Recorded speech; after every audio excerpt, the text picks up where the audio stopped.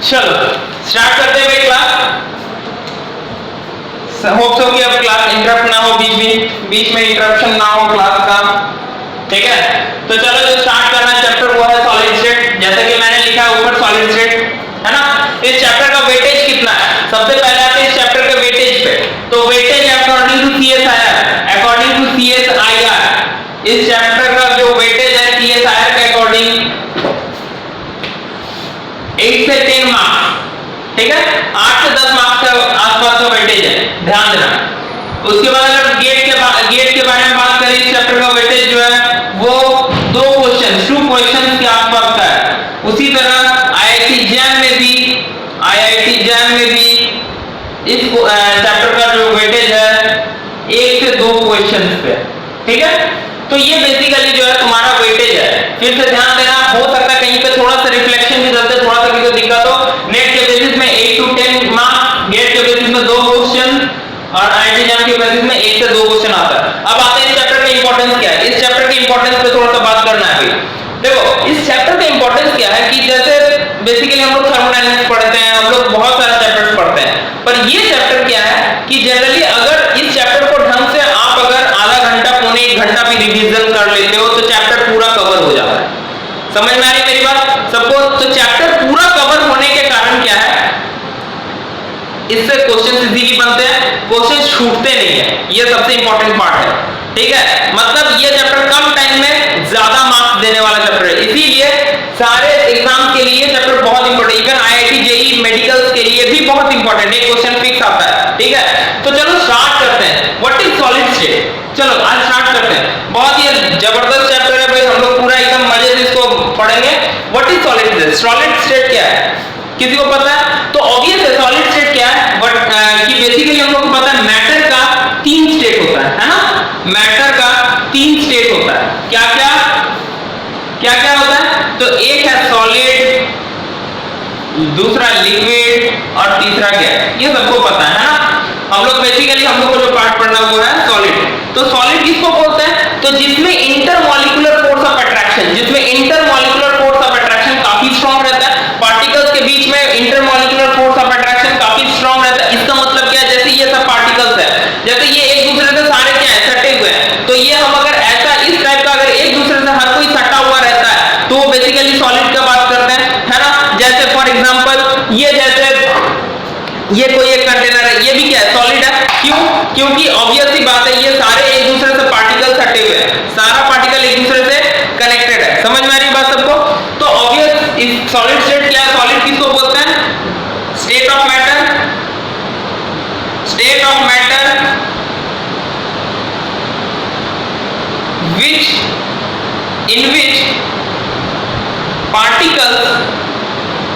in which particles have strong intermolecular force of attraction,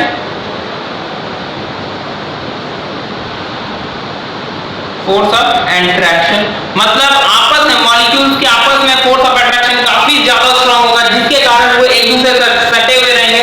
और इसी को बेसिकली हम किस वे डिफाइन करते हैं, सॉलिड को। लिक्विड में क्या होता है, तो ये जो फोर्स ऑफ अट्रैक्शन है सॉलिड के और मुकाबले क्या होता है, कम होता है, पर at the same time gas के मुकाबले ज्यादा होता है, ये तो सबको पता है। उसी तरह गैसेस में क्या होता है, तो ये जो force of intermolecular force of attraction होता है वो काफी वीक होता है, ठीक है। चलिए, तो ये बेसिकली सबको पता है, अब हम लोग जो नेक्स्ट बात करेंगे वो है टाइप्स ऑफ सॉलिड पे। जैसे जनरल सा चीज है टाइप्स ऑफ सॉलिड। तो सॉलिड जो है ना 2 टाइप का होता है, सॉलिड जो है 2 टाइप का होता है।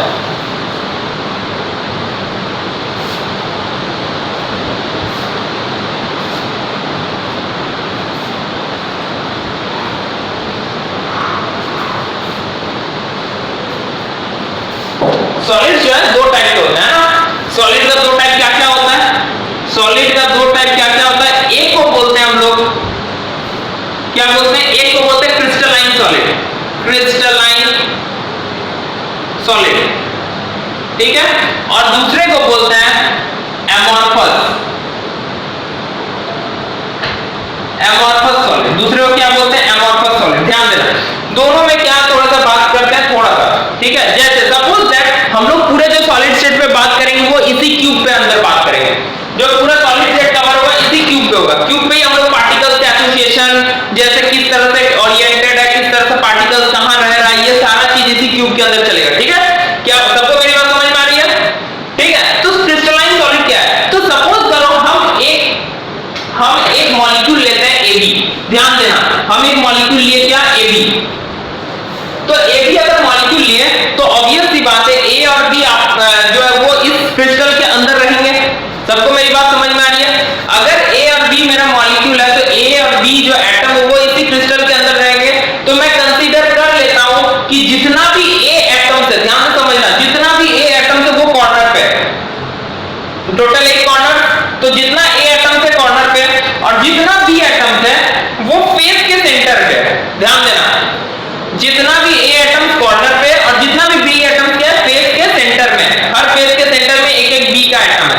तो अगर हम बात करेंगे तो ये हर रेगुलर अरेंजमेंट हुआ, क्योंकि हर कॉर्नर को तुम बोलोगे मेरा तो हर कॉर्नर में A है और हर फेस के सेंटर में कौन है? B है। क्या मेरी बात सबको समझ में आ रही है? क्लियर? पर अगर हम ये एक मेरा अलग क्रिस्टल हुआ, एक और क्रिस्टल लेते हैं जिसमें क्या है कि एक B को A के जगह रख देते हैं और उस A को हटा के B के जगह रख देते हैं। मतलब क्या हुआ, जो सेकंड वाला क्रिस्टल हुआ उसमें A तो है कॉर्नर पे पर साथ ही साथ B भी है। मतलब अरेंजमेंट रेगुलर नहीं रहा। रेगुलर कब रहेगा? जब तुम्हारा अरेंजमेंट कुछ इस तरह से हो। ध्यान देना, जब तुम्हारा अरेंजमेंट कुछ इस तरह से हुआ, जब तुम्हारा अरेंजमेंट कुछ इस तरह से हो रहा है,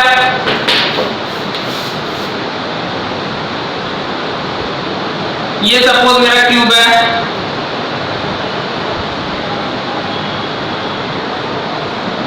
सारे कॉर्नर पे मेरा A है, कॉर्नर A, और जितना भी तुम्हारा फेस सेंटर है उसमें कौन है? तो B है। तो जैसे ये सारा फेस सेंटर में, जैसे ये फ्रंट का फेस, ये बैक का फेस, ये नीचे वाला फेस, ये ऊपर वाला फेस, तो 6 फेस है। तो 6 में क्या है? तो फेस सेंटर में आपका B है। क्या मेरी बात सबको समझ में आ रही है? ठीक है, अब एक और क्रिस्टल बनाते हैं। इसमें क्या करते हैं? इसमें हम क्या करेंगे, थोड़ा सा देखना, थोड़ा सा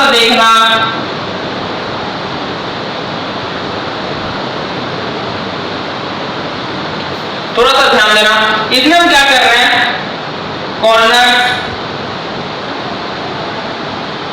कॉर्नर पे यही रह रहा है, पर एक कॉर्नर को क्या किया हम, ध्यान देना, एक कॉर्नर को क्या किया, बी से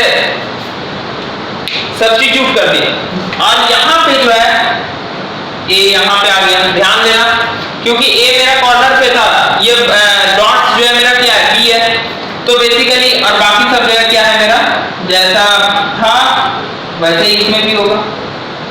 तो इसमें क्या हुआ, मेरा अरेंजमेंट रेगुलर नहीं है ना, बात समझ में आ रही है सबको। तो बेसिकली सबसे बड़ा डिफरेंस जो है क्रिस्टलाइन और एमॉर्फस सॉलिड में यही है कि क्रिस्टलाइन सॉलिड का जो अरेंजमेंट होता है वो क्या होता है, रेगुलर होता है। रेगुलर अरेंजमेंट मतलब एक डेफिनेट अरेंजमेंट होता है, जबकि एमॉर्फस सॉलिड में क्या होता है, इररेगुलर अरेंजमेंट होता है। क्या मेरी बात ये सबको समझ में आई? क्या मेरी ये बात सबको समझ में आई? चलो तो आते थोड़ा सा डिफरेंस में बात करते हैं, दोनों में क्या क्या डिफरेंस है।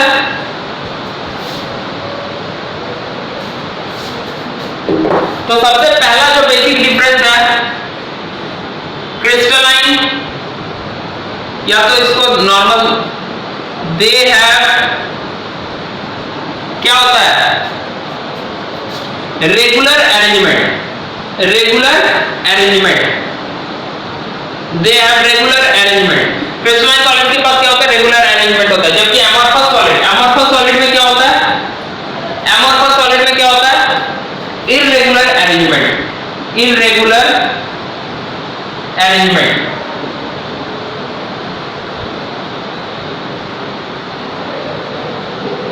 क्या मेरी बात सबको समझ में आई? पहला पॉइंट सबको समझ में आ गया होगा, सबको पहला पॉइंट समझ में आ गया होगा।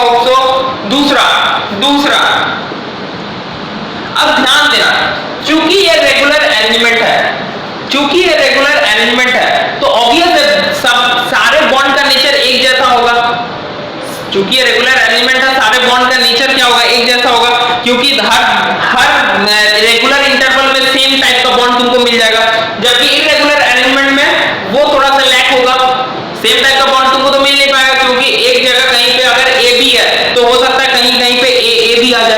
नहीं समझ में आया? बात समझ में आ रही है सबको? जैसे फॉर एग्जांपल ध्यान देना, जैसे कि अभी तुम ड्रॉ किए थे, अभी तुम ड्रॉ किए थे यहाँ पे ऐसा था, ये कैसा, ये कैसा, और यहाँ पे भी एक ये पोर्शन था। इरेगुलर अरेंजमेंट पे बात कर रहे हैं, ए बी, ठीक है। जबकि जो रेगुलर अरेंजमेंट था उसमें कैसा था भाई, उसमें कैसा था,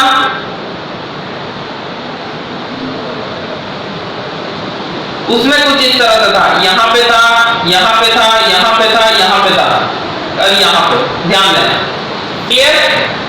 अब देखो ध्यान देना, ये ए, ये B, A B, A B, A B, पर यहां पे ध्यान दो, बेसिकली यहां पे A B, A B, A B, पर यहां पे क्या हो रहा है, ए, या फिर ये भी ए के करस्पॉन्डिंग चल जा रहा है, मतलब दोनों के अरेंजमेंट में चेंज हो गया ना, मतलब ये इरेगुलर अरेंजमेंट हुआ। इसका मतलब क्या होता है, इस इरेगुलर अरेंजमेंट का इफेक्ट कहां पड़ता है? तो इसका सबसे बड़ा इफेक्ट जो पड़ता है कि किसी भी क्रिस्टल के बॉइलिंग और मेल्टिंग पॉइंट पे, किसी भी क्रिस्टल के बॉइलिंग या मेल्टिंग पॉइंट पे, बेसिकली अगर तुम्हारा रेगुलर अरेंजमेंट है तो हर बॉन्ड एक जैसा है। अगर रेगुलर मतलब क्या होता है, एक जैसा, रेगुलर अरेंजमेंट है तो ऑब्वियसली हर बॉन्ड का नेचर एक जैसा है, मतलब एक डेफिनिट टेम्परेचर पे ही वो क्या होगा, मेल्ट करेगा। क्या मेरी बात सबको समझ में आ रही है? इसका मतलब क्या होगा, एक डेफिनिट टेम्परेचर पे ही क्या होगा, क्रिस्टल जो है मेल्ट कर जाएगा। मतलब क्या हुआ, इसके केस में क्रिस्टलाइन सॉलिड के केस में बात करें तो they have sharp melting point and boiling point. थोड़ा सा ये बेसिक चीज है भाई, इसको बताना पड़ेगा, इसके बाद जो मेन है वो उसमें भी आ जाएंगे, पर एक क्लास थोड़ा सा इस बेसिक सारे को बेसिक को एक जगह कवर कर देंगे, उसका जो है मेन तुम्हारा सॉलिड स्टेट में आएंगे, पर बेसिक थोड़ा सा जानना चाहिए इसीलिए बता रहे हैं भाई, और ऐसा कुछ बात नहीं है, बस सोचना कि ये बहुत बेसिक्स है, ठीक है।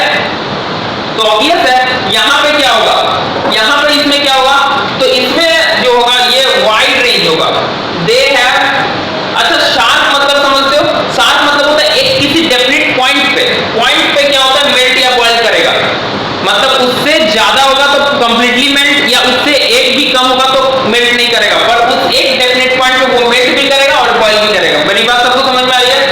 इधर क्या होगा, तो they have wide range of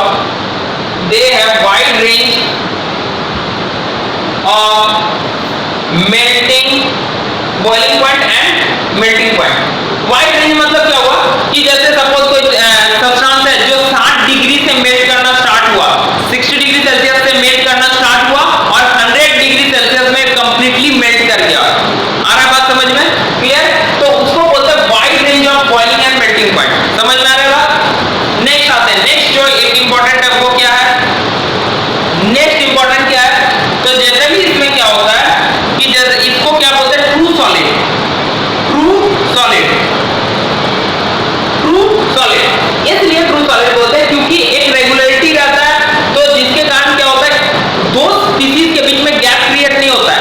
जैसे सपोज दैट, मेरी बोलने का मतलब समझना थोड़ा सा, जैसे यहाँ एक है सिस्टम, एक यहाँ एटम, यहाँ एक एटम, यहाँ एक, अगर सब एटम का साइज सेम होगा, सब एक दूसरे से कनेक्टेड रहेगा, ये इससे कनेक्टेड, ये इससे कनेक्टेड, और बीच में तुम्हारा जो भी 20 स्पीशीज है। समझ में आ रही बात? पर जरा सोचो कि अगर एक कॉर्नर में बी आ जाए, एक की जगह बी आ जाए, तो ऑब्वियस बी है, तो यहाँ पे तो अब यहाँ ए है और यहाँ बी तो छोटा है, सपोज दैट हम मान लेते हैं ए और बी का साइज वैरिड है, तो ए का साइज बड़ा, बी का साइज छोटा, तो क्या यहाँ पे एक दूसरे से ये टच होगा? ऑब्वियस सी बात है, टच नहीं होगा। समझ में आ रही होगी बात? तो ऑब्वियस टच अगर नहीं होगा तो पैकिंग, एक दूसरे से जो पैक्ट होगा वो भी वीक होगा। और सॉलिड का मतलब क्या होता है, जो एकदम एक दूसरे से कंप्लीटली पैक्ड रहेगा। अभी बताएं कि जिसमें फोर्स ऑफ अट्रैक्शन काफी ज्यादा रहे, तो ऑब्वियस इसको क्या बोलते हैं भाई, इसको क्या बोलते हैं, स्यूडो सॉलिड, स्यूडो सॉलिड, इसको क्या बोलते हैं, स्यूडो सॉलिड। स्यूडो सॉलिड का मतलब होता है फॉल्स सॉलिड। स्यूडो टर्म जो आता है वो फॉल्स आता है, सुने होगा केमिकल काइनेटिक्स में भी, स्यूडो फर्स्ट ऑर्डर रिएक्शन है ना, तो स्यूडो सॉलिड बोलते हैं, ठीक है इसको। इसके बाद जो और एक जो डिफरेंस है वो है जो क्रिस्टलाइन सॉलिड होता है वो एनाइसोट्रॉपिक इफेक्ट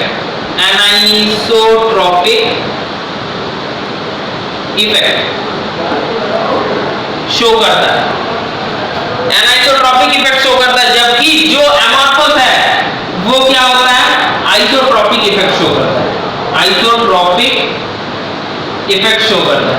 अब बात आती है ये एनाइसोट्रॉपिक और आइसोट्रॉपिक इफेक्ट होता क्या है, तो थोड़ा सा समझना भाई, बहुत जबरदस्त चीज है।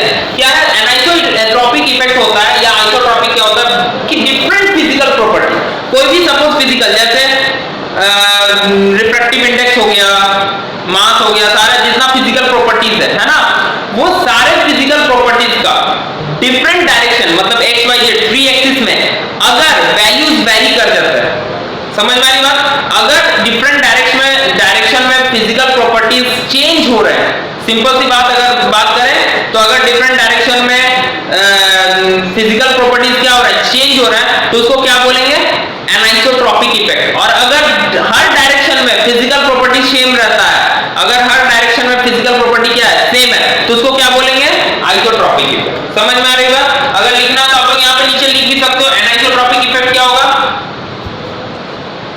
when physical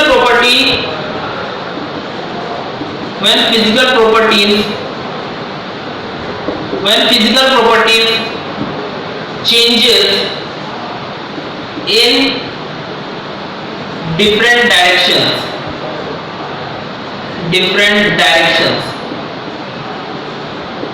समझ में आ रही बात सबको मेरी बात समझ में आ रही है?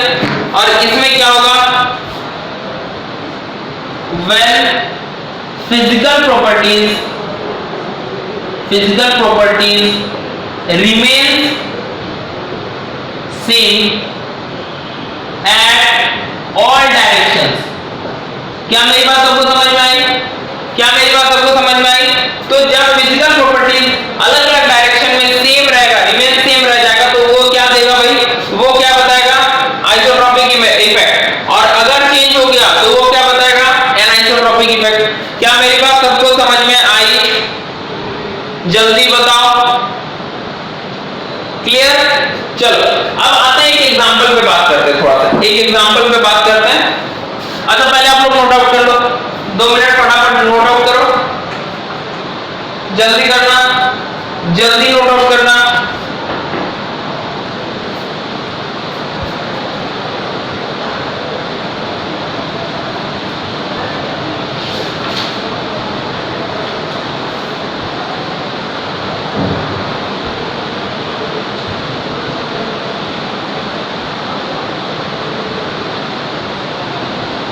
जल्दी नोट आउट करना, क्लियर? चलो अब आगे बढ़ते हैं, इसका एक एग्जांपल देते हैं। अब भाई इसके बाद और भी सारे डिफरेंस है, जैसे इसमें क्या होता है, एंथैल्पी ऑफ फ्यूजन, एक डेफिनेट एंथैल्पी ऑफ फ्यूजन होता है, जबकि इसका एंथैल्पी ऑफ फ्यूजन डेफिनेट नहीं होता है, क्योंकि ऑब्वियस है इसका sharp melting point and boiling point होता है, तो ऑब्वियस है एंथैल्पी ऑफ फ्यूजन भी डेफिनेट होगा। आया बात समझ में? ये सारा भी डेफिनेशन है, पर मेन जो पॉइंट है ये है, ध्यान रखना। अच्छा एनाइसोट्रॉपिक और आइसोट्रॉपिक इफेक्ट में थोड़ा सा डिफरेंस पे बात करते हैं, थोड़ा सा इन दोनों के डिफरेंस पे बात करते हैं।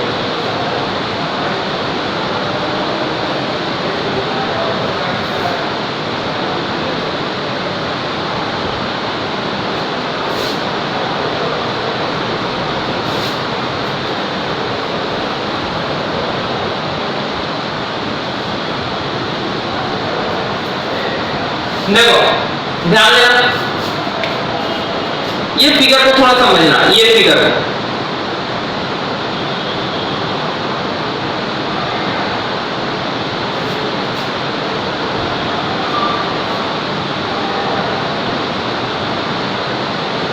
बाहर में काफी बारिश हो रही है भाई, हो सकता है थोड़ा सा साउंड में प्रॉब्लम हो, तो मैनेज करना भाई थोड़ा सा, क्योंकि अभी तो वर्कर वगैरह है नहीं, कोई स्टाफ वगैरह है नहीं, सब कुछ मैनेज करना पड़ रहा है तुमको, चाहे कैमरा हो चाहे कुछ भी हो, ठीक है? चलो देखो यहाँ पे तुमको फिगर बनाना है, अब ध्यान देना, 2 लाइन खींच रहे हैं, एक ये मेरा ए लाइन है और एक मेरा ये लाइन है, ये बी लाइन, ध्यान दो। अब ध्यान दो, ये जो ए लाइन है ना, इसका दोनों तरफ देखना, डिफरेंट डायरेक्शन में। चाहे इस तरफ का बात करते हैं, ये जो ए लाइन है, ये जो ए लाइन है, इसके इस तरफ और इस तरफ ध्यान देना, नेचर क्या है, सेम है। देखो ध्यान देना, नेचर सेम है, इधर भी और इधर भी। समझ में आ रही है बात? ए लाइन के दोनों तरफ का नेचर सेम है, इसका मतलब एक ऐसा इफेक्ट को शो कर रहा है, मतलब एक ऐसा इफेक्ट को शो कर रहा है आइसोट्रोपिक। अब तुम बोले नेचर कैसे सेम है, तो ध्यान देना, ये लाइन के इस तरफ देखो, बड़ा सर्कल, छोटा बड़ा, छोटा बड़ा, और इधर भी देखो, बड़ा छोटा बड़ा छोटा बड़ा। समझ में आ रही बात? दोनों का नेचर क्या है, इधर और इधर का नेचर सेम है। जबकि बी को देखो, ध्यान देना, बी को अगर इस तरफ देखो तो इस तरफ क्या है, बड़ा वाला सर्कल है, और इस तरफ क्या है, छोटा वाला सर्कल है। इसका मतलब क्या है, बी जो है मेरा डायरेक्शन, मतलब हर चेंज ऑफ डायरेक्शन के साथ ये क्या हो रहा है, चेंज हो रहा है। समझ में आ रही बात? तो मेरा बी कैसा होगा, क्रिस्टलाइन। समझ गया होगा सब कोई? मेरा बी कैसा होगा, क्रिस्टलाइन, जबकि ए कैसा होगा, एमॉर्फस।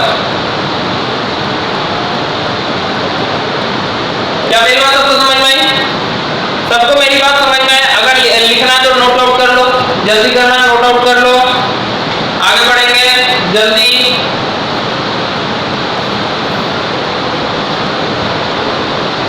जल्दी करना थोड़ा सा।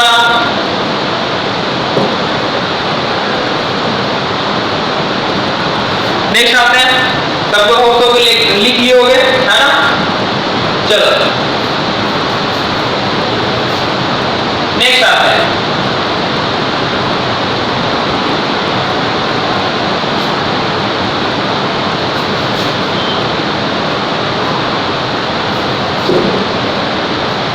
नेक्स्ट आते हैं टाइप्स। अब हम लोग को जो बेसिकली जो भी पढ़ना है वो किस पे पढ़ना है, क्रिस्टलाइन सॉलिड पे ही बात करना है, ठीक है? तो क्रिस्टलाइन सॉलिड जो होता है ना, क्रिस्टलाइन सॉलिड जो होता है, क्रिस्टलाइन सॉलिड वो जो होता है ना, 4 टाइप का होता है।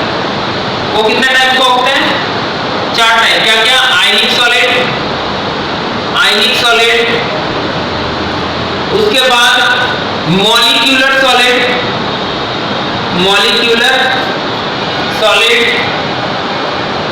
उसके बाद नेटवर्क सॉलिड, नेटवर्क सॉलिड, और उसके बाद मेटेलिक सॉलिड। ये बेसिकली 4 होता है, ध्यान रखना, मेटेलिक सॉलिड, ठीक? तो ये जनरली ये 4 टाइप का होता है क्रिस्टलाइन सॉलिड्स, ठीक है? सबको क्लियर है? अब हम लोग बेसिकली इसका क्या करेंगे, कंपैरेटिव स्टडी करेंगे, कंपैरेटिव स्टडी करेंगे, ठीक है? कंपैरेटिव स्टडी में बेसिकली हम लोग क्या देख रहे हैं, कुछ डेफिनेट फैक्टर्स पे ये चारों किस तरह वैरी करता है, ये किस तरह से डिपेंड करते हैं। आया बात समझ में? कुछ डेफिनेट चैप्टर, चाहे वो कंस्टिट्यूएंट पार्टिकल्स हो, चाहे हीट ऑफ फ्यूजन हो, चाहे कंडक्टिविटी हो, चाहे फोर्स ऑफ अट्रैक्शन मॉलिक्यूल्स के बीच में हो, ये सारे के फॉर्म ये कैसे बिहेव करते हैं, हमको ये अब देखना है भाई। क्लियर? चलो, तो अब क्या करते हैं, सिंपल सा सबको कंपैरेटिव स्टडी करने के लिए एक चार्ट लेते हैं, एक चार्ट बनाते हैं, और उसमें सबको एक साथ कंपैरेटिव स्टडी कर लेते हैं, ठीक है? सब एक चार्ट में सबको कंपैरेटिव एक साथ स्टडी कर लेते हैं।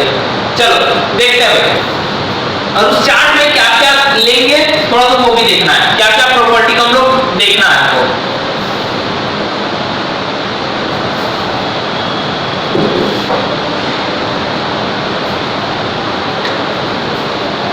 तो इधर हो गया टाइप्स ऑफ, इधर होगा मेरा types of crystalline solid, crystalline solid, types of crystalline solid, ठीक?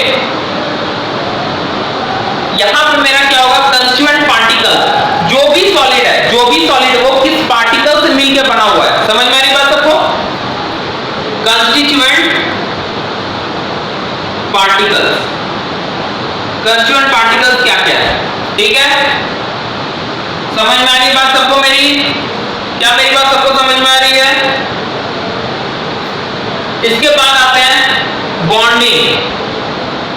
बॉन्डिंग मतलब वो जो पार्टिकल्स है एक दूसरे से जो बॉन्डेड है, जैसे ये पार्टिकल्स है, ये सब एक दूसरे से बॉन्डेड है, तो इन दोनों क्यों एक दूसरे को पकड़े हुए, कौन से फोर्स ऑफ अट्रैक्शन से क्या मेरी बात सबको समझ में आ रही है? क्या मेरी बात सबको समझ में आ रही है? क्या क्या हो गया? एक हो गया कांस्टेंट पार्टिकल्स हो गया, एक हो गया बॉन्डिंग, ठीक है, बॉन्डिंग या जो भी फोर्स ऑफ अट्रैक्शन। उसके बाद फिजिकल नेचर, फिजिकल नेचर ध्यान रखना, फिजिकल नेचर क्या होता है? फिजिकल नेचर मतलब वो कैसा है, हार्ड रहता है, सॉफ्ट रहता है, कैसा होता है, ठीक है। उसके बाद इलेक्ट्रिकल कंडक्टिविटी, उसके बाद बात करेंगे इलेक्ट्रिकल कंडक्टिविटी, कंडक्टिविटी कैसा होता है इसका, सबका इलेक्ट्रिकल कंडक्टिविटी मतलब गुड कंडक्टर ऑफ इलेक्ट्रिसिटी है या bad conductor of heat and electricity है। उसके बाद enthalpy of fusion, sorry enthalpy of fusion, enthalpy of fusion, clear. और लास्ट जो है वो है मेल्टिंग पॉइंट, ध्यान देना लास्ट क्या है मेरा? Melting point, clear. तो ये बेसिकली ये चार हम लोग को ये प्रॉपर्टीज को देखना है किसमें? तो टाइप्स ऑफ क्रिस्टलाइन सॉलिड्स, जितना टाइप ऑफ क्रिस्टलाइन सॉलिड्स है उसके अंदर। तो ध्यान देना, तो सबसे पहला जो क्रिस्टलाइन सॉलिड है वो क्या है मेरा? तो सबसे पहला जो है वो है मॉलिक्यूलर सॉलिड लेते हैं, सबसे पहला किसको लेते हैं? Molecular solid. अब ध्यान दो, तो ऑब्वियस है मॉलिक्यूलर सॉलिड में जो कंस्टिट्यूएंट पार्टिकल्स क्या होंगे? अरे कंस्टिट्यूएंट पार्टिकल्स किससे, मॉलिक्यूलर सॉलिड किससे मिलकर बनेंगे? तो ऑब्वियस है नाम से क्लियर होगा, मॉलिक्यूल से मिलकर बनेंगे। तो कंस्टिट्यूएंट पार्टिकल्स क्या रहेंगे? मॉलिक्यूल्स। कंस्टिट्यूएंट पार्टिकल्स क्या रहेगा? मॉलिक्यूल्स। क्या मेरी बात सबको समझ में आई? कंस्टिट्यूएंट पार्टिकल्स क्या रहेगा? मॉलिक्यूल्स। अब मॉलिक्यूलर सॉलिड में, अब मॉलिक्यूलर सॉलिड में क्या है कि जनरली अब चूंकि मॉलिक्यूल्स है तो मॉलिक्यूल्स तो बहुत तरह का हो सकता है ना, वैसा मॉलिक्यूल जो पोलर रहे, मॉलिक्यूल तो तुमको पता होगा पोलर भी हो सकते हैं, नॉन पोलर भी हो सकते हैं। समझ में आ रही बात? क्लियर, सबको समझ में आ रही है? ये सब डिफरेंट टाइप्स का मॉलिक्यूल है, बोलो। कुछ हाइड्रोजन बॉन्डेड मॉलिक्यूल्स भी हो सकते हैं। तो इस बेसिस में मॉलिक्यूलर सॉलिड्स फर्दर किसमें किसमें होगा? एक हो सकता है non polar, non polar molecules हो सकते हैं, एक हो सकते हैं क्या? पोलर मॉलिक्यूल्स, एक हाइड्रोजन बॉन्डेड मॉलिक्यूल्स,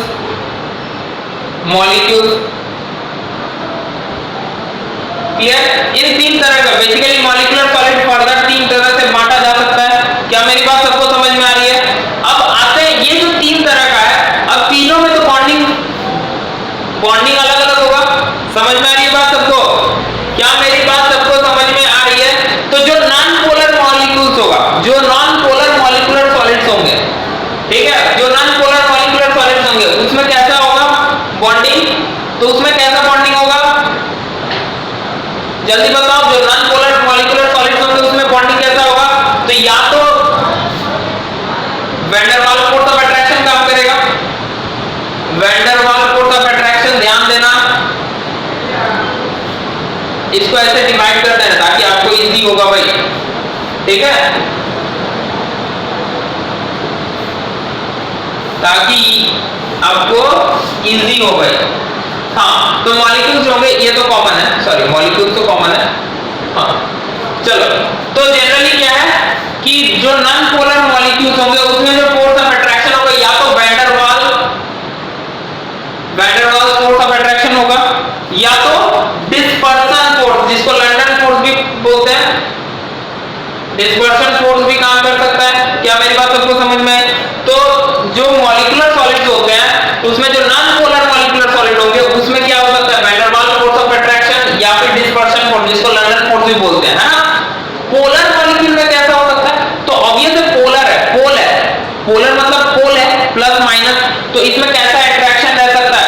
तो जैसे H2O या फिर सपोज करो HCl, ध्यान देना थोड़ा सा, HCl तो तुम बोलते हो ना ये पार्शियल पॉजिटिव कैरी करता है, ये पार्शियल नेगेटिव कैरी करता है, मतलब दोनों के बीच में क्या एक डाइपोल क्रिएट है। समझ में आ रही बात मेरी सबको?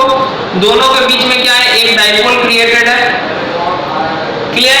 अब जब डाइपोल क्रिएटेड है, अब नया जब एक और HCl आएगा तो इसके बीच में अट्रैक्शन आएगा, क्योंकि ये भी डाइपोल है ये भी डाइपोल है, इसके बीच में अट्रैक्शन आएगा, दोनों के बीच में, तो उसको क्या बोलेंगे, उसको क्या बोलेंगे? ये मत बोलते ना सर हाइड्रोजन बॉन्डेड, नहीं हाइड्रोजन बॉन्डिंग नहीं होता ये, क्योंकि Cl के साथ हाइड्रोजन बहुत जल्दी ये हाइड्रोजन बॉन्डिंग में पार्टिसिपेट नहीं करता है। रीजन क्या है? There is a difference of size, there is a difference of size, समझ में आ रही बात? पर इस दोनों के बीच में एक चार्ज का तो अट्रैक्शन होगा ना, मतलब इट्स अ डाइपोल, और दोनों के बीच का अट्रैक्शन वो क्या बोलेंगे? Dipole attraction. मतलब जो पोलर मॉलिक्यूलर सॉलिड्स होते हैं उसमें कैसा फोर्स ऑफ अट्रैक्शन होता है? डाइपोल अट्रैक्शन होता है। क्या मेरी बात सबको समझ में आई? क्लियर है? चलो अच्छा, और हाइड्रोजन बॉन्डेड मॉलिक्यूल्स में तो ऑब्वियस है हाइड्रोजन बॉन्ड काम करता है, सबको समझ में आ गया? हाइड्रोजन बॉन्ड तो सबको पता है, जैसे H2O के बीच में HOH, partial positive, partial negative, partial positive, है ना? तो इन दोनों के बीच में जो जब हाइड्रोजन दो हाईली इलेक्ट्रोनेगेटिव के बीच में सैंडविच हो जाता है, वो इलेक्ट्रोनेगेटिव एलिमेंट किस ग्रुप का होना चाहिए, या सॉरी किस पीरियड का होना चाहिए? तो सेकंड पीरियड का ही होना चाहिए। हाईली इलेक्ट्रोनेगेटिव बेसिकली किसके साथ? क्लोरीन,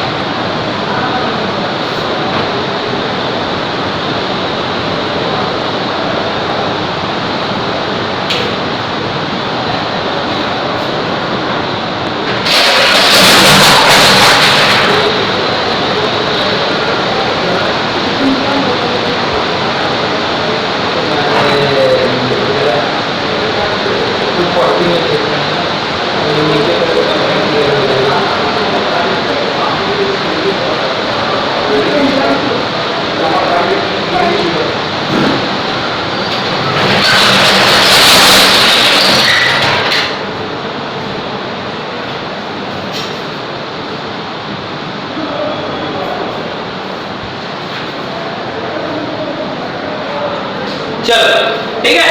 तो जैसे इसमें क्या है, जैसे फ्लोरीन, नाइट्रोजन और ऑक्सीजन, ये तीनों के साथ जनरली हाइड्रोजन बॉन्डिंग में बनाता है ना, सबको पता है क्या? सबको पता है ये बात। तो बेसिकली इसमें जो मॉलिक्यूल्स में रहता है वो कैसा रहता है? हाइड्रोजन बॉन्डेड, है ना? चलो अब जो फिजिकल नेचर है, अब फिजिकल नेचर पे अगर बात करेंगे, तो जनरली फिजिकल नेचर पे अगर बात करेंगे तो ये कैसा होगा? हमेशा सॉफ्ट ही होगा। सॉफ्ट होने का कारण क्या? वैन डेर वाल या बहुत वीक फोर्स ऑफ अट्रैक्शन है। ये भी क्या होगा? डाइपोल भी सॉफ्ट ही होगा, थोड़ा सा डाइपोल अट्रैक्शन है। पर हाइड्रोजन बॉन्डेड मॉलिक्यूल्स के केस में क्या होता है? ये थोड़ा सा हार्ड रहता है, कंपैरेटिव हार्डर होता है, इन दोनों के मुकाबले ये हार्ड होता है। ऐसा नहीं कि बहुत स्ट्रांग हो जाता है, बात समझना थोड़ा सा, ये कंपैरेटिवली हार्डर होता है। आ रहा है बात समझ में सबको? क्लियर? चलो इलेक्ट्रिकल कंडक्टिविटी पे आते हैं। इलेक्ट्रिकल कंडक्टिविटी क्या होगा? चलो बताओ तो इलेक्ट्रिकल कंडक्टिविटी क्या होगा? नॉन पोलर में क्या होगा इलेक्ट्रिकल कंडक्टर? तो ये बेसिकली इंसुलेटर का ही काम करेगा। ये कैसा काम करेगा? इंसुलेटर। पोलर में भी लगभग इंसुलेटर का ही काम करेगा, बहुत ज्यादा कुछ, क्योंकि सॉलिड फेज में है ना, क्योंकि ये सॉलिड है। ध्यान रखना, अब तुम बोलोगे सर पोलर में तो प्लस माइनस पोल है, तो बेसिकली पोल है, पर ये है क्या? सॉलिड है ना, बात समझ में आ रही है? तो सॉलिड स्टेट में ये क्या काम करेगा? As a insulator. Similarly hydrogen bonded molecules, जैसे फॉर एग्जांपल वाटर में सॉलिड फॉर्म क्या होता है? आइस होता है। तो आइस कैसा होता है? इलेक्ट्रिकल उसका कंडक्टिविटी, वो तो आइस क्या होता है? अरे इंसुलेटर होता है, वो कंडक्टर थोड़े होता है। बात समझ में आ रही है? Ice is a insulator. Clear? कोई दिक्कत किसी को? तो इलेक्ट्रिकल कंडक्टिविटी बेसिकली इस तरह से हम लोग बात कर सकते हैं। नेक्स्ट क्या होता है? Enthalpy of fusion. Enthalpy of fusion मतलब होता है कि कितना एनर्जी दे। ध्यान से समझना, एंथैल्पी ऑफ फ्यूजन मतलब समझना, ये थोड़ा सा थर्मोडायनामिक टर्म में थोड़ा सा बता देते हैं। एंथैल्पी ऑफ फ्यूजन होता है कि किसी भी सब्सटेंस को कितना एनर्जी दे कि वो किस सॉलिड से लिक्विड में कन्वर्ट हो जाए। समझ में आ रही है बात? तो वही है एंथैल्पी ऑफ फ्यूजन। तो ऑब्वियस सी बात है, इसमें चूंकि सॉफ्ट है, ये भी कंपैरेटिवली हार्ड है, पर है तो ये सॉफ्ट ही, बहुत ज्यादा हार्ड तो है नहीं। समझ में आ रही बात? तो जनरली इसका जो एंथैल्पी ऑफ फ्यूजन तीनों का क्या होगा? तीनों का एंथैल्पी ऑफ फ्यूजन क्या होगा? इसका तो वेरी लो होगा भाई, इसका तो वेरी लो, इसका लो इसका भी लो। क्या मेरी बात सबको समझ में आया? क्या मेरी बात सबको समझ में आई? तो ऑब्वियस है मेल्टिंग पॉइंट भी इसी को रिफ्लेक्ट करेगा, मेल्टिंग पॉइंट भी इसी को रिफ्लेक्ट कर जाएगा। तो इस तरह से बेसिकली मॉलिक्यूलर सॉलिड्स को तुम बेसिकली समझ सकते हो। बेसिकली हम मॉलिक्यूलर सॉलिड को 3 टाइप में डिवाइड किया और तीनों के कॉरेस्पॉन्डिंग हम लोग बात किए। सबको ये मेरी बात समझ में आया? अच्छा, एग्जांपल पे अगर बात करें तो एग्जांपल पे अगर बात करें तो non polar molecules, non polar molecular solid कौन हो जाएगा? ध्यान देना, एग्जांपल का हम ग्रुप नहीं बनाए, ठीक है? नहीं तो एक काम करते भाई, मेल्टिंग पॉइंट को इसी के साथ रख के यहां पे एक एग्जांपल का कर देते हैं, एग्जांपल का यहां पे कर देते हैं, ठीक है? तो इजी होगा। चलो, नॉन पोलर मॉलिक्यूलर सॉलिड जैसे dry ice, dry ice, dry ice मतलब सॉलिड CO2, नॉन पोलर होता है, CO2 नॉन पोलर होता है ना, और ड्राई आइस। उसके बाद पोलर में HCl और जनरली हाइड्रोजन बॉन्डेड मॉलिक्यूल में H2O, किस फॉर्म में? आइस के फॉर्म में। ध्यान रखना, आइस के फॉर्म में। H2O किस फॉर्म में? आइस के फॉर्म में। क्या मेरी बात सबको समझ में आई? क्लियर है? जल्दी बोलो, आगे बढ़ेंगे भाई। तो ये हो गया तुम्हारा क्या, ये क्या हो गया? तो जनरली ये तुम्हारा मॉलिक्यूलर सॉलिड का सारा चीज हो गया। सबको मेरी बात समझ में आई? नेक्स्ट आते हैं, सेकंड आते हैं metallic solid. Metallic solid, metallic solid, metallic solid. तो मेटेलिक सॉलिड में कंस्टिट्यूएंट पार्टिकल्स क्या होंगे? मेटल्स होंगे। कंस्टिट्यूएंट पार्टिकल्स क्या होंगे? मेटल्स होंगे। क्या मेरी बात सबको समझ में आई? कंस्टिट्यूएंट पार्टिकल्स क्या होंगे? मेटल्स होंगे। बॉन्डिंग कैसा होगा? तो मेटल्स के बीच में कैसा बॉन्ड रहता है? मेटलिक बॉन्ड, सबको पढ़े होंगे। मेटल्स के बीच में कैसा बॉन्ड रहता है? मेटलिक बॉन्ड, मेटलिक बॉन्ड है ना। मेटल्स के बीच में कैसा बॉन्ड रहता है? Metallic bond. क्लियर? सबको समझ में आया? उसके बाद क्या है? फिजिकल नेचर कैसा होना चाहिए? फिजिकल नेचर मेटलिक बॉन्ड का जल्दी बताओ, फिजिकल नेचर कैसा होना चाहिए? मेटलिक बॉन्ड का बताओ कैसा होना चाहिए? तो जनरली हम लोग को पता है मेटल का क्या प्रॉपर्टी होता है? हार्ड होता है ना, but malleable, malleable and ductile होता है। ये तो प्रॉपर्टी ऑफ मेटल से सबको पता होगा। ये तो सबको पता होगा कि प्रॉपर्टी ऑफ मेटल है, हार्ड होता है। ऑब्वियस है मेटेलिक बॉन्ड हार्ड होता है। मेटलिक जो भी मेटलिक सॉलिड्स होते हैं वो हार्ड होते हैं, पर उसमें क्या होता है? Malleable and ductile. जैसे आयरन, जैसे आयरन, समझ में आ रही है बात? सबको समझ में आ रही है? जैसे क्या होता है? आयरन है, कॉपर है, सिल्वर है, ये सारा क्या है? मेटलिक बॉन्ड का, मेटलिक सॉलिड का एग्जांपल हो जाएगा। क्लियर?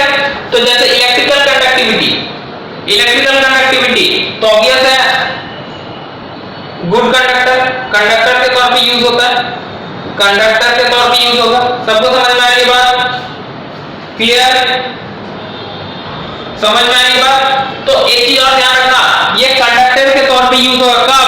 सॉलिड में भी as well as in molten state, दोनों में ये कंडक्टर के तौर पे यूज होगा। कंडक्टर इन सॉलिड, ये चीज ध्यान रखना, as well as in molten state, ये बहुत इंपॉर्टेंट पॉइंट है, ध्यान रखना।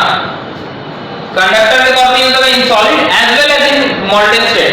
ठीक है, आया बात समझ में सबको? नेक्स्ट आते हैं एंथैल्पी ऑफ फ्यूजन या मेल्टिंग पॉइंट।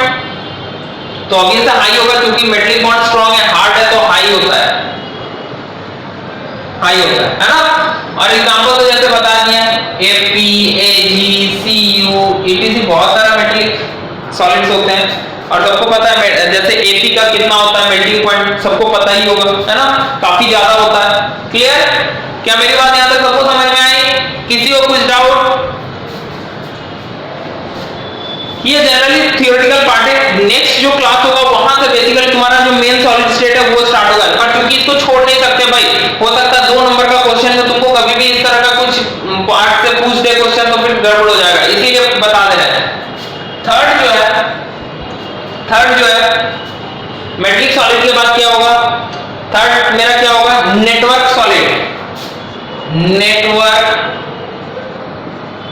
और कोवैलेंट सॉलिड, नेटवर्क और कोवैलेंट सॉलिड, ध्यान देना, नेटवर्क और कोवैलेंट सॉलिड, ठीक है। चलो, इसमें कंस्टिट्यूएंट पार्टिकल्स क्या होता है, एटम्स होता है, ध्यान देना, इसमें कंस्टिट्यूएंट पार्टिकल्स क्या होते हैं, एटम्स, ठीक। नेटवर्क और कोवैलेंट सॉलिड, जैसे नेटवर्क का मतलब ही समझ में आ रहा है, मतलब एक के साथ दूसरा जुड़ा होना, एक जैसे ये एटम है, इससे ये जुड़ा है, फिर इससे एक और जुड़ा है, इससे एक और जुड़ा हुआ है, जिसको हम लोग कुछ अगर थोड़ा सा टर्म में समझना तो हम लोग बात कर सकते हैं थोड़ा सा कैटिनेशन प्रॉपर्टी के टाइप का, उसके जैसे नहीं, ठीक है, पर उसी का टाइप का होता है, ठीक है। अब क्या है बॉन्डिंग का नेचर क्या होगा, तो ऑब्वियस है कोवैलेंट बॉन्ड होगा, क्योंकि यहाँ कोवैलेंट सॉलिड तो लिख ही दिए थे, समझ में आ रही है सबको। तो यहां पे क्या होगा, कोवैलेंट बॉन्डिंग का नेचर कोवैलेंट बॉन्ड होगा, ध्यान रखना, कोवैलेंट बॉन्ड, क्लियर, सबको समझ में आ रही है। चलो अब आते हैं फिजिकल नेचर। फिजिकल नेचर कैसा होता है इसका, ध्यान देना, फिजिकल नेचर। तो फिजिकल नेचर इसका दोनों टाइप का होता है, ये बहुत हार्ड भी होता है, हार्ड एंड सॉफ्ट।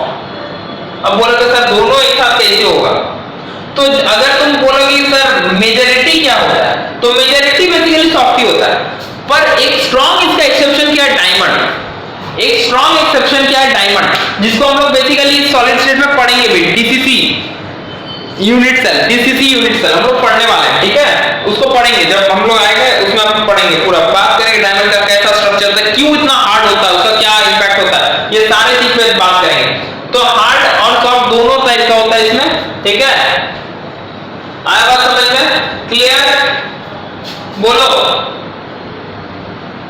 अब आते हैं इसका नेचर, नेचर कैसा होता है, तो इलेक्ट्रिकल नेचर तो हो गया, जैसे इलेक्ट्रिकल कंडक्टिविटी कैसा होता है, तो जनरली ये जो होते हैं, जनरली जो ये होते हैं वो क्या होते हैं, इंसुलेटर्स ही होते हैं, इंसुलेटर्स ही होते हैं, इंसुलेटर्स ही होते हैं, ठीक है, पर एक्सेप्ट ग्रेफाइट, एक्सेप्ट ग्रेफाइट, आया बात समझ में। जनरली ये सारे क्या होते हैं, इंसुलेटर होते हैं एक्सेप्ट ग्रेफाइट, क्लियर, सबको समझ में आ गया। एंथैल्पी ऑफ फ्यूजन या मेल्टिंग पॉइंट, तो अगर हार्ड है तो ऑब्वियस है हाई भी हो सकता है, लो भी हो सकता है, हाई भी हो सकता है, लो भी हो सकता है। जनरली हार्ड होगा तो ऑब्वियस उसका एंथैल्पी ऑफ फ्यूजन हाई ही होगा, है ना, उसको पिघलाने में ज्यादा एंथैल्पी लगेगा, एनर्जी ज्यादा लगेगा।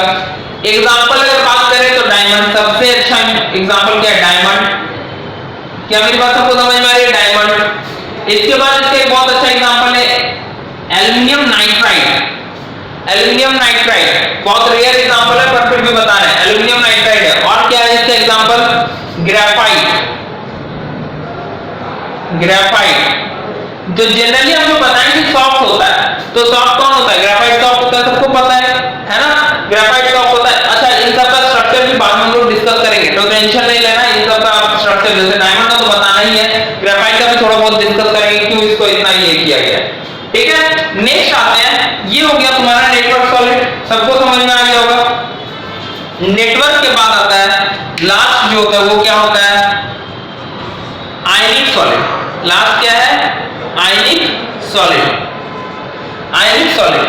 अब आयनिक सॉलिड में जो कंस्टिट्यूएंट पार्टिकल्स होते हैं वो कौन होते हैं, आयनिक सॉलिड में कंस्टिट्यूएंट पार्टिकल्स क्या होते हैं, जल्दी बताओ, तो ऑब्वियस है आयंस है, आयनिक सॉलिड में कंस्टिट्यूएंट पार्टिकल्स आयंस है, सबको समझ में आ रही है बात मेरी।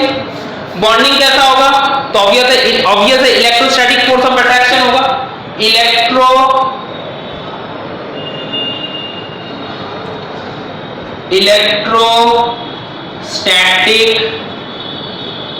फोर्स ऑफ अट्रैक्शन,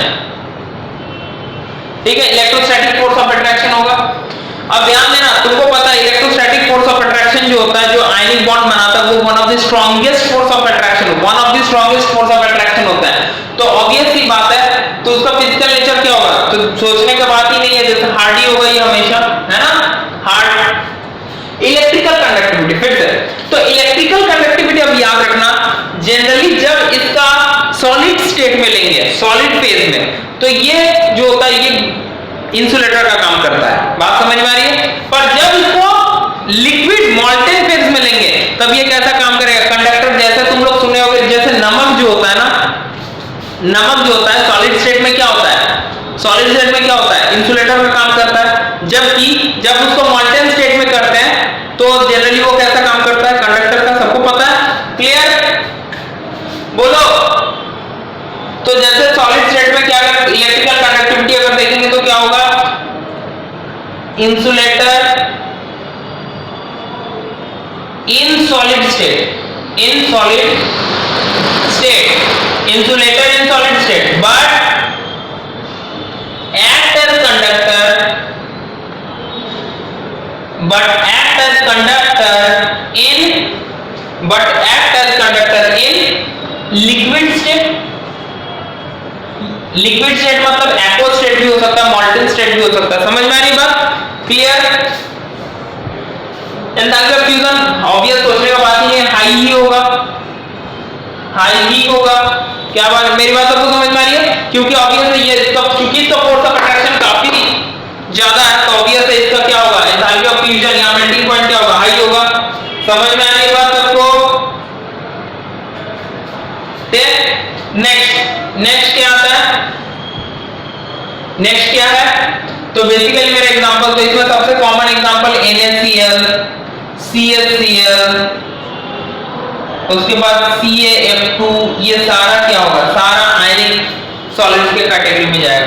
तो इस तरह से बेसिकली हम लोग अभी जो बात की है सारा क्या कर लिए? जितना टाइप का सॉलिड्स है सारे पे बात कर लिए, जितना टाइप्स का सॉलिड है सारे पे बात किए। ठीक है? जनरली ये वीडियो इसलिए आज दे दिया, हो सकता है किसी को बेसिकली लेट, हम लोग का थोड़ा गलती हो गया या गलती बोलोगे आप, हम लोग भी क्या करें, हम लोग भी तो यहाँ तो पता नहीं हम सेटअप किए तो थोड़ा सा कनेक्शन पॉइंट ऑफ व्यू से थोड़ा प्रॉब्लम हो गई, इसीलिए लेट से वीडियो आया। तो ये वीडियो बेसिकली थ्योरेटिकल था तो इसीलिए हम इस वीडियो को थोड़ा सोचे कि लेट से भी होगा तो कोई इश्यू नहीं है, अगर स्टूडेंट के पास जाएंगे तो उन लोगों को ये चीज समझ में आ सकता है, ऐसा कुछ बहुत आई होप बहुत ज्यादा दिक्कत नहीं हुआ होगा, है ना। पर नेक्स्ट जो वीडियो आएगा वहां से जो है मेन सॉलिड स्टेट, जो बेसिकली तुम बोलते हो core part of solid state, solid state को तीन पार्ट में बेसिकली हम लोग डिवाइड कर सकते हैं। एक जैसे थियोरेटिकल पार्ट भी शुरू का ये पार्ट हो गया, दूसरा पार्ट हो गया जो तुम्हारा बेसिकली सॉलिड स्टेट पे हम लोग बात करेंगे उसका पैकिंग कैसा होता है, अरेंजमेंट ऑफ एटम्स कैसा होता है, और थर्ड जो होता है वो क्या होता है, डिफेक्ट्स पार्ट होते हैं, है ना, डिफेक्ट। क्लियर?